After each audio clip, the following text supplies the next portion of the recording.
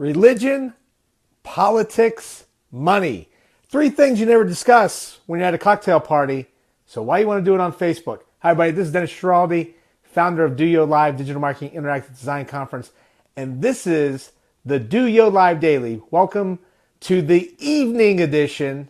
So glad to be back. We've had a few guest hosts, and we will have a few more coming this week as well. So what I want to get into, because we've had this political lightning rod, it does obviously not end on Inauguration Day, and it's going to obviously continue to persist. And I'm sure that you've got a ton of friends out there right now getting involved or trying to avoid the political conversation. And if you're like me, I'm a very poor loser, and I'm not talking about the inauguration, or I'm sorry, the presidency.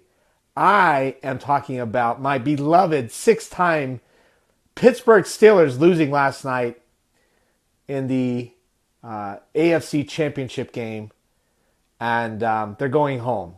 Great season. I was 0 for 3, by the way, this January. It was not a great sporting month for me.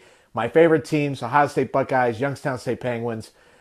Pittsburgh Steelers made it all very enjoyable, but unfortunately, they all came about a game or two short. But great season by those teams.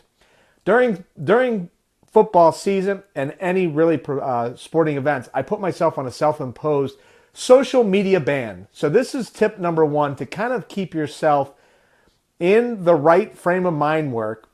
So I'm going to give away 3 tips right now that could help you potentially eliminate career-limiting decisions on social media. Number 1, try to avoid posting at times of high emotional stress. This could be best described as your beloved Pittsburgh Steelers are getting completely pole-waxed by the New England Patriots in the AFC Championship game. Or, better yet, let's just say that you might be the other 49 to 50% of the world today that did not vote for Donald Trump. And I completely understand that you want to take to social media to complain about it. However, as you do that in times of high emotional stress, we tend to say or do things that we may not actually mean in person, like the real life place, and also over social media. So let's just pretend for a moment that we want to make sure that we want to keep our friends, or maybe you just don't care. But also keep in mind that while the one-on-one engagement in real life can result in loss of friendship, imagine what somebody can do when you hit the share button on social media. So that's number 1. Tip number 2, always try to avoid posting when you've had maybe one too many adult beverages. Yes, I know, I get it. We've had a few pops. We're watching a ball game, maybe again taking in some politics. And with a little bit of liquid courage, we decide to take to social media. And again, a very difficult situation to potentially put yourself into career limiting.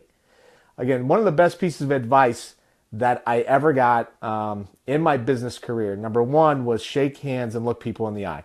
That's a very easy thing to do. Number 2 was when somebody's talking in a presentation, just sit back, shut up, and listen. You got a lot more to learn. It's kind of like the 2 ears and 1 mouth syndrome.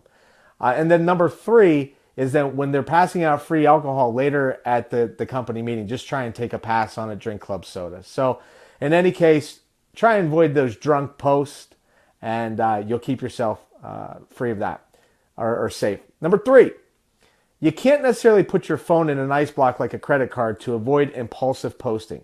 But the one thing that I do, especially with email, and obviously social media has so much more instant gratification behind it, but the one thing I do with email is if I get an email and you can never really quite understand the context of the email, somebody might just be sending you something and you look at it and you say, boy, that really upsets me. That makes me mad. And you want to respond.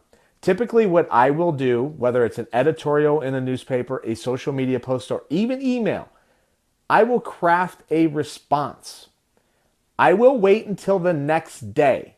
I will see if I care as much that day, 24 hours later, as I do in that exact moment. If I do, I hit send.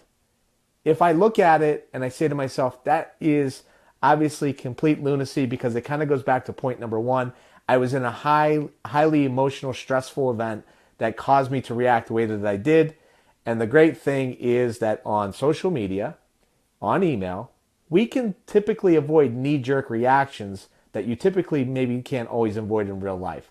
So if you think that you're going to send an inflammatory post or give a response over email that might be detrimental to your friendships or to your position as a professional, just put it off for 24 hours. You might find that you don't care as much the next day as you do in the moment.